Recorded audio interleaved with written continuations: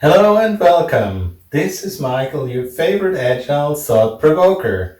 Today I want to do the next round of discussion of team building frameworks with you.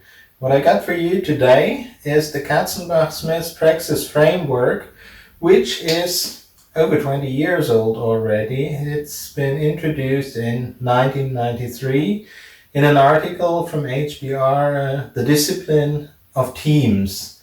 And what is their key point? Well, their key point is that not every group of people working together is actually a team. And I want to demonstrate this on a chart that is also related to them. If on the y-axis you would have the performance,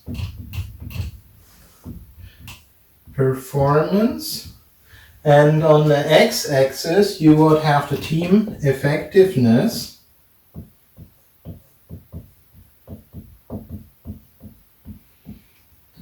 And you start with a regular working group. That means any group of people working together for a shared, usually more general common purpose.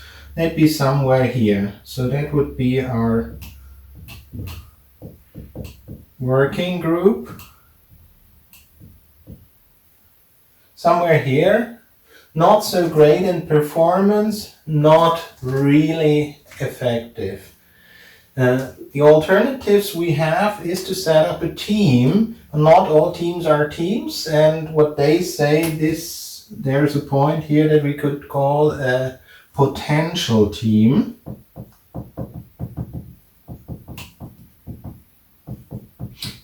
I would get into that a bit later in the explanation.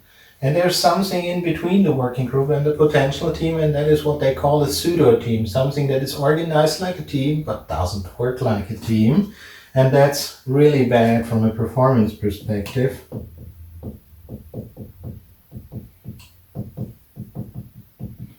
Team.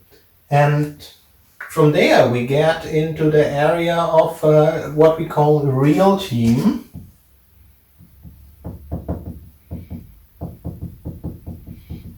And moving beyond that, we would be into the high productivity team, which is anything beyond that. Now this area is very interesting. I want to mark it in color because all of this area down here is where you don't really benefit from having a team. Having a different form of organization is more effective than actually trying to work as a team. So if you can't get here into this area, so this is a viable team in this area, that's okay. This is not okay. Now, what is Katzenbach+Smith's determining criteria? What is the difference between a working group and a team? And that is where this model gets interesting. A working group is run by a single powerful leader, has individual accountability. It has more of a general purpose that keeps people together. It's basically we discuss things together, we come to a decision, and then we delegate the execution to a single individual. And the result is that we have a number of individual outcomes which we then hopefully can consider as the group's joint outcome. But that can be more or less effective.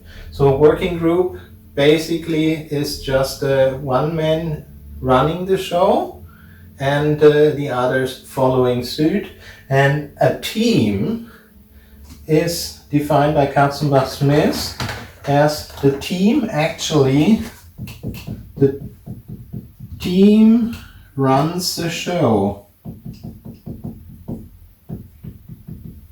So a working group is one person runs the show. A team runs the show, and not all teams are equally good at this. The so-called pseudo team is so bad at running the show that it would be better to have a single person running the show and the others following this one person. And a potential team is just the level where individuals running the show together is exactly as effective as one individual running the show for the others. In a real team, we have, on the contrary, in comparison, we have shared leadership. That means we don't have this one person running the show, but people sharing the leadership among each other. We have mutual accountability. That means that we are not accountable to one person, but to each other. And we have a very specific purpose of something that we want to achieve. And we truly collaborate on that. And that means that we don't just say who's going to do it, okay, run off and do it, but much rather we work on things together to create one collective outcome together, and that is the outcome of the team. And this is Katzenbach+Smith's definition of what a real team is. And this is general model, and then they suggest that in order to have a team, what do we need? And they created a very simple 3-point model, which is on this axis you have skills. Here you have the accountability.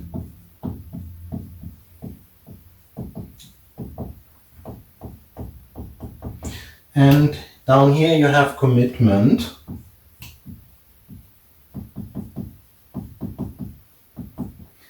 And then it gets interesting because they split those dimensions even further. In the skills dimension, you would say that, of course, you need to have problem-solving skills, you need to have technical skills, and you have the functional skills. And you should have interpersonal skills. And Katzenbach+Smith very strongly advocated that it's more important to have a broad set of skills in order to get many things done than to have specialized people who can only get one thing done. And they said because it's the norm that people on a team initially don't have all of the skills. Part of working as a team means acquiring skills together in order to come together as a stronger team and to compensate the missing pieces within the team.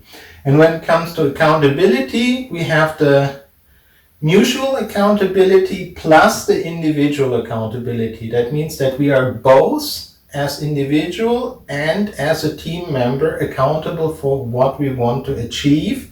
And we shouldn't have too many people. A small number is advocated because the more people you have, the more difficult it becomes to have this mutual accountability and to keep people individually accountable as well. And down here in the commitment part, you need a clear, meaningful purpose. You need to have specific goals, and you need to have an agreed upon common approach. When you have all those things, then you have the basis to have a proper team.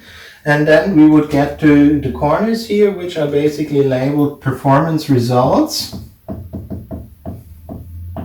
So skills plus accountability give us results. Then we have personal growth.